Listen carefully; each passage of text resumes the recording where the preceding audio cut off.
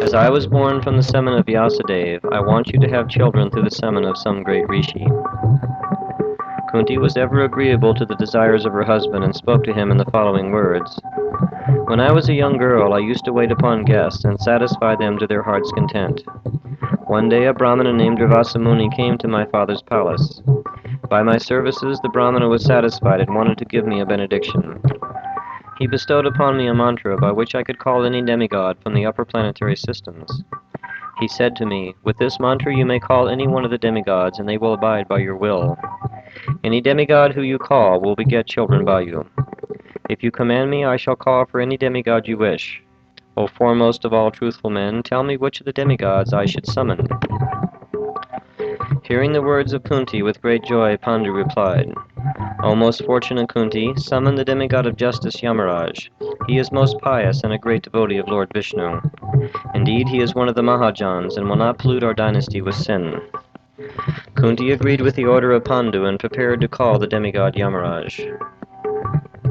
Kunti repeated the incantation that Durvasamuni had taught her, and she called for the demigod Yamaraj. Through him she begot a child that was equal to the great Yamaraj himself. When the child was born, there was a celestial voice from the sky that announced, This child shall be the best among men, the foremost of those that are virtuous.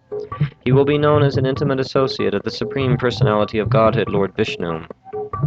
Endowed with great prowess and truthful in speech, he will become the ruler of this earth. This first son of Pandu will be known as Yudhishthira, and he will be a famous king throughout the three worlds.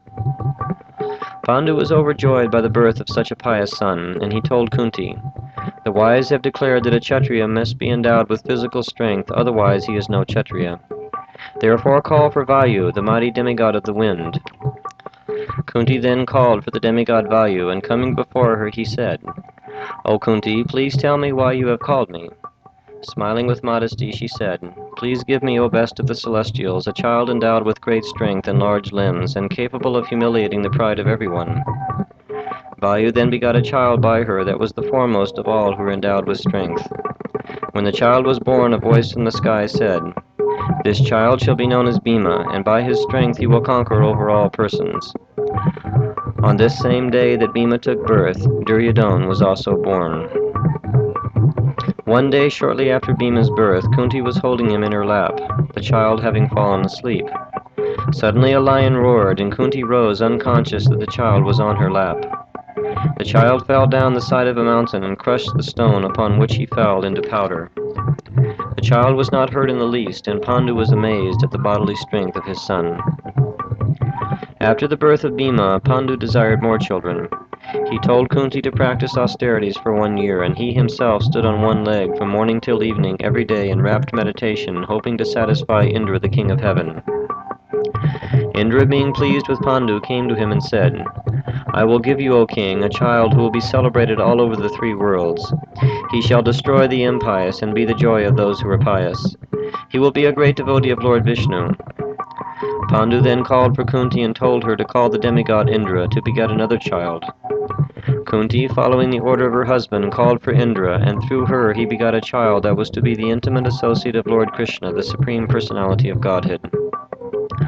Upon the birth of this child there was a celestial sound from the heavens announcing, This child shall be known as Arjuna. He will be equal in bowmanship to the great Kartavirya, and in prowess he will resemble Lord Shiva. Invincible in battle, he will spread the glories of the Kuru dynasty far and wide. Acquiring all kinds of celestial weapons, he will win back the fortunes of your dynasty. After these prophetic words were heard, kettle drums rolled, and the demigods and the rishis showered the earth with flowers. The celebrated Pandu was overjoyed on the occasion and approached his wife with a desire to beget more children. However, before Pandu could speak, Kunti said, The wise do not sanction a fourth child even in a season of distress. The woman who has intercourse with 4 different men is called a prostitute, and with the 5th she is called a harlot. Therefore, O great king, as you are learned in the scriptures, please do not ask me to again beget children. After the birth of Kunti's first 3 sons, and also the birth of 100 sons to Gandhari, Madri, the daughter of the king of Madras, approached Pandu and spoke the following words. O great king, I have no complaint if you are not in favor of me. O sinless one, I also have no complaint that although I am senior to Kunti, I am inferior to her in station. I do not grieve when I hear that Gandhari has obtained 100 sons. This, however, is my great grief, that while Kunti and I are equal, I am childless. If Kunti could teach me to have children in the same way that she has begotten children, then I would be satisfied. Please ask her on my account." Pandu then approached Kunti and in sweet words asked her to teach the mantra to Madri so that she could also have children. Kunti readily agreed and told Madri, "Think of some demigod that you are favorable towards, and certainly you shall beget children by him." Madri thought of the twin Ashvin Kumar demigods, and within a matter of seconds they appeared before her. They gave her 2 children named Nakula and Sahadev, who were unrivaled on earth for personal beauty. As soon as they were born, a voice from the heavens spoke, "In energy and beauty, these 2 children shall excel even the twin Ashvins themselves."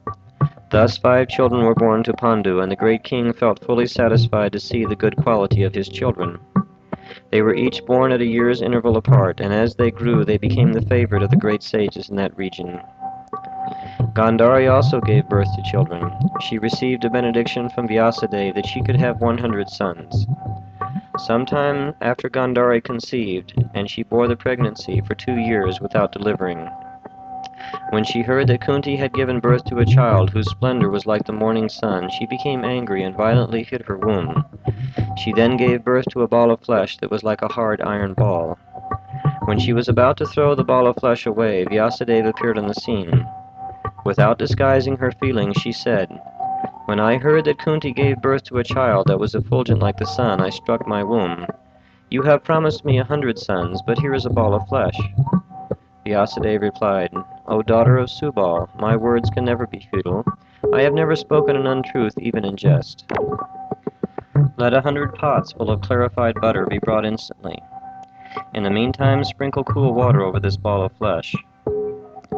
As the ball of flesh was being sprinkled with water, it separated into 100 pieces, each about the size of a thumb. They were then placed in the pots of ghee and covered. Vyasadeva told Gandhari that a child would be born from each of the pots. He then left for the Himalayan mountains. The first child born from those pots was Duryodhana. As soon as he was born, he began to bray like an ass. And hearing that sound, the asses, vultures, jackals, and crows uttered their respective cries. Violent winds began to blow, and there were fires in various directions. Duryodhana was born on the same day that Bhima was born. After the birth of Duryodhana, Dhritarashtra in great fear called for Bhishma, Vidura, and all the senior Brahmins and members of the Kuru house. He then spoke to them, "The oldest of the princes is Yudhishthira, and he shall become king. By virtue of his birth he has gained the kingdom. But what about this son born to me? Will he become king?" As soon as these words were spoken, jackals, crows, and asses began to howl frightfully. Vidura then spoke to the king, "O king, when these frightful omens are noticeable at birth, it is evident that this child shall be the exterminator of your race. Your prosperity is dependent on abandoning him, and if you decide otherwise, it will prove to be the destruction of the dynasty. You already have 99 other sons born to you, so let this one go. O king, do good to the whole world by casting away this child." When Vidura had thus spoken, all the Brahmanas agreed, but Dhritarashtra had not the heart to destroy this child. Within a month, all the 100 pots of ghee had produced a child, and in addition to these 100, Vyasadeva produced another pot in which a female child was born named Dushila. Also there was a Vaishya woman who used to serve Dhritarashtra very faithfully. By her the king begot a child named Yuyutsu, who was endowed with great intelligence. Thus 101 sons were born to Dhritarashtra, as well as one daughter. In order of birth they were Duryodhana, Yuyutsu, Dushashan, Dushaha, Dushila, etc. All the 101 children became heroes and great chariot fighters. One day after the birth of his 5 sons, Pandu was wandering about in the woods with his wife Madri. It was the springtime, and the flowers were in bloom, casting their scent in all directions. The birds like the parrot, the cuckoo, the cranes, and the peacocks were singing sweetly, and the bees were making their humming noises. Bewildered by the atmosphere, King Pandu became attracted to his wife, and forgetting the curse of the rishi, forcibly embraced her. Madri tried to resist the advances of her husband, but it was of no use. Impelled by fate, the great king, overwhelmed by passion, ended his life trying to enjoy the embraces of his wife. Embracing the dead body of her husband and weeping aloud, Madri called out for Kunti. Kunti heard the call and came to where Madri lay with Pandu. Seeing the dead body of Pandu, Kunti fell to the ground crying. She was overwhelmed with grief and chastised Madri again and again for not resisting the king. Madri told her all that had happened and how she had tried to stop the advances of Pandu. Kunti then said, "I am the oldest of his wedded wives, and therefore the religious right of Sati belongs to me. You must now take care of the children and see that they are properly raised." To this Madri replied, "Kunti, it is I who should enter the fire with our Lord. He had approached me for embraces, and his desires being unfulfilled, he has ascended to the heavens. Therefore I shall accompany him to the abode of Yamaraj to fulfill his desires. If I survive, I shall certainly not be able to raise your children as if they were my own. But you, O Kunti, shall be able to raise my sons as if they were your own. Therefore let my body be burnt with his." Kunti reluctantly agreed to the proposal. While lamenting greatly, they built a funeral pyre and laid the dead body of Pandu upon it. As the body burned, Madri entered the flames and attained the same destination as her husband. Thus ends the 5th chapter of the Adi Parva to the summary study of the Mahabharata entitled "The Pandavas Are Born."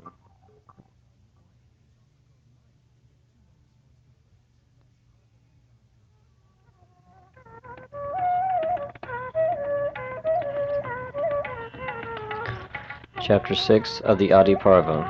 The Pandavas enter Hastinapur.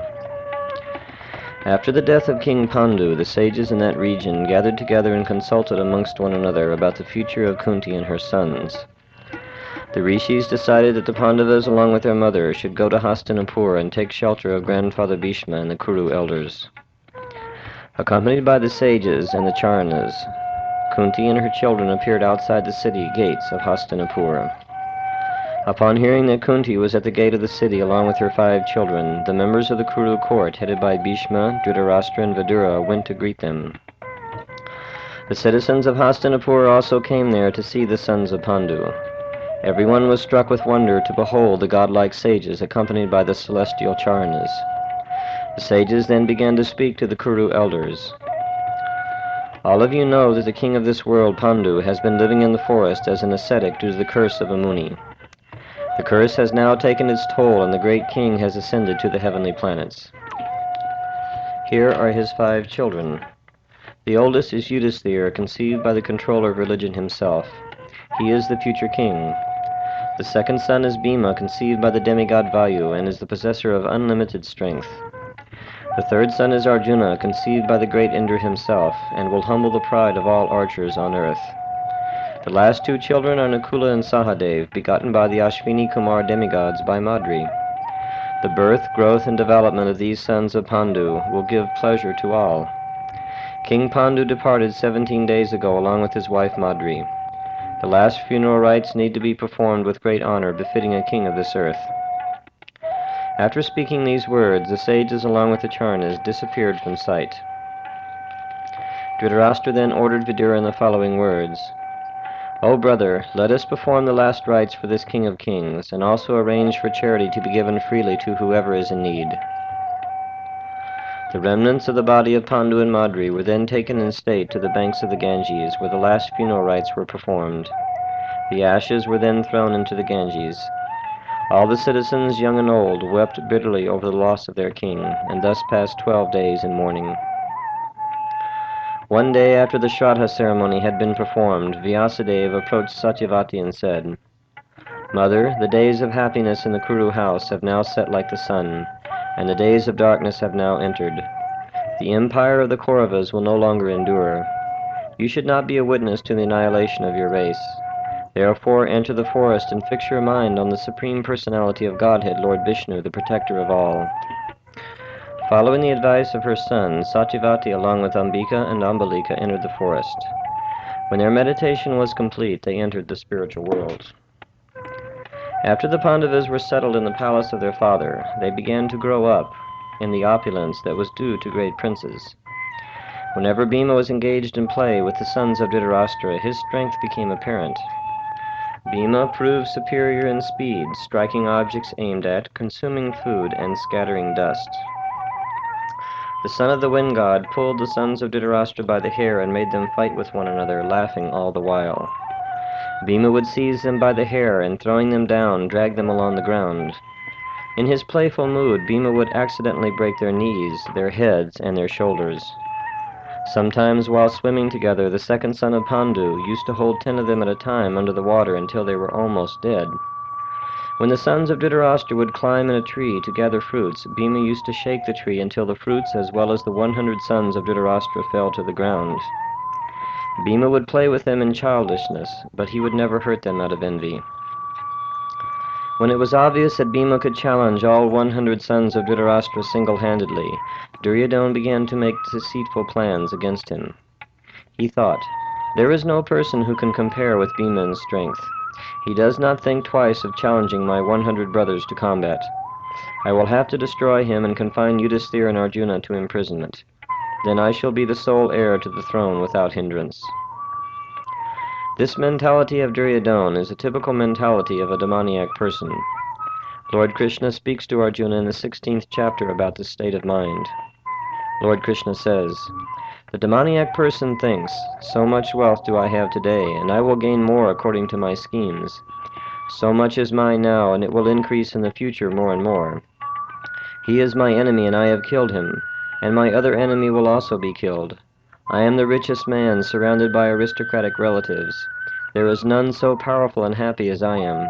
I shall perform sacrifices, I shall give some charity, and thus I shall rejoice." In this way such persons are deluded by ignorance. Because Duryodhana was puffed up and arrogant, he had no appreciation for the spiritual qualities of the Vaishnavas. He was an offender against the Vaishnavas, and was thus meant for destruction. Possessed with the mentality described above, the wicked Duryodhana had a palace built on the banks of the Ganges that was just for sporting in the water. His plan was to invite the Pandavas to this house and feed Bhima a poison cake. When Bhima was unconscious from the poison, Duryodhana and his brothers would throw him in the Ganges. After the palace was completed, Duryodhana invited the Pandavas. "Let us go to the bank of the Ganges and sport in the water. We shall have a picnic and enjoy the scenery." Not understanding the evil intentions of Duryodhana, the Pandavas accompanied the sons of Dhritarashtra to the banks of the Ganges and entered the newly constructed palace by the water. They all sat down to a feast before swimming. Duryodhana brought Bhima a cake that was filled with enough poison to kill 100 men. That wicked youth, who spoke sweetly but whose heart was like a razor, continued to feed Bhima different kinds of food that were filled with poison. After the feast, the boys began playing in the water. Bhima became tired and fatigued from the poison, and rising from the water laid himself down on the ground. Seeing this, Duryodhana and some of his brothers bound him with ropes and threw him into the Ganges. He sank down to the bottom of that river, where the Naga kingdom is situated. The Nagas, or snakes, began to bite him by the thousands, and the poison from the cake was neutralized by the venom of the serpents. On regaining consciousness, the son of Kunti broke his bonds and began to kill the snakes that were biting him. The rest of the snakes fled and went to their leader Vashuki and told him what had happened. Vashuki happened to be related to Bhima through the wind god Vayu, and upon hearing of his presence he came to him and embraced him. They talked for some time about what had happened, and Vashuki, wanting to make Bhima very powerful to protect him from future attacks, offered the son of Vayu 8 bowls of nectar in which there was the strength of 10,000 elephants. Bhima drank 1 bowl in one breath, and after drinking all 8 bowls, he lay down on a bed prepared by the serpents. Meanwhile, the Pandavas and the Kauravas set out for Hastinapur, thinking that Bhima had left early for the city. The wicked Duryodhana was now glad that Bhima was dead, and he appeared very happy on the way back to Hastinapur. Yudhishthira, who was unacquainted with vice and wickedness, thought nothing of the matter. Upon entering the chambers of his mother, he inquired from her, "O mother, has Bhima come here early? I cannot find him anywhere. While swimming in the Ganges, he became tired and slept on the shore. After we finished with our playing, we could not find him. Has he come here early because of the fatigue of swimming?" Kunti became excited when she heard that Bhima was missing, and she said in alarm, "My dear Yudhishthira, I have not seen Bhima. He has not come here. Return in haste with your brothers and try to find him." After dismissing her son, she called for Vidura and inquired from him, "O illustrious Vidura, Bhima is missing. Today the boys went swimming in the Ganges, and they returned without him. I know that Duryodhana does not like him. This first son of Dhritarashtra is crooked, malicious, low-minded, and cruel. His only desire is to obtain the throne. I am afraid he might have killed Bhima, and this is saddening my heart." Vidura replied, "Blessed lady, do not grieve. Protect your other sons with care. If Duryodhana is accused, he might slay the other sons. The great sage Vyasadeva has said that all your sons will be long-lived. Therefore Bhima will surely return and gladden your heart." Vidura then returned to his abode, and Kunti, unable to shake her anxiety, stayed in her quarters. Meanwhile Bhimasena awoke from his deep sleep after 8 days. The Nagas glorified him and tended to his needs. They spoke to him. "O greatly powerful Bhima, the nectar that you have drunk will give you the strength of 10,000 elephants. No one will be able to defeat you in battle. Please return home, for your mother is in deep anxiety because of you." The Nagas then dressed him in fine silks and ornaments and returned him to the palace by the river. Bhima ran with great speed to the city of Hastinapur. He entered the palace of his mother and bowed at her feet and at the feet of his elder brother. Kunti took her son on her lap and embraced him, and affectionate tears glided down her face. The other brothers gathered around and embraced him warmly. Bhima then began to relate everything that had happened. He explained how Duryodhana had tried to poison him, and how the wicked son of Dhritarashtra and his brothers had tied him up and threw him in the Ganges. He also explained how the Nagas had bit him, causing the poison in the cake to be counteracted. He then explained how he had been given 8 bowls of elixir of immortality, and how his strength had increased thousands of times. Yudhishthira then said, "Do not speak of this to anyone. From this day on we should protect one another with care. Under the guidance of Vidura, no harm can come to us." This was the beginning of many offenses committed against the Pandavas by the wicked Duryodhana. The Pandavas, along with their mother Kunti, were completely helpless. Therefore they had to take close shelter of the lotus feet of Lord Krishna. In Kunti's prayers to Lord Krishna she states, "Vishanmahagne purushadarshanad asatsabhaya vanavasa kristradha mridhe mridhe nakamaharatrastrato dronyastratas chasma hare birakshita." Kunti said, "My dear Krishna, your lordship has protected us from a poison cake, from a great fire, from cannibals, from the vicious assembly, from sufferings during our exile in the forest, and from the battle where great generals fought. And now you have saved us from the weapon of Ashvatthama." The Pandavas and their mother were destined for political intrigues, but because they took shelter of Lord Krishna, they were protected in all circumstances. We can also follow in the footsteps of Queen Kunti and her sons by taking shelter of the lotus feet of the Lord whenever difficulties arise. Thus ends the 6th chapter of the Adi Parva to the summary study of the Mahabharata entitled "The Pandavas Enter Hastinapur."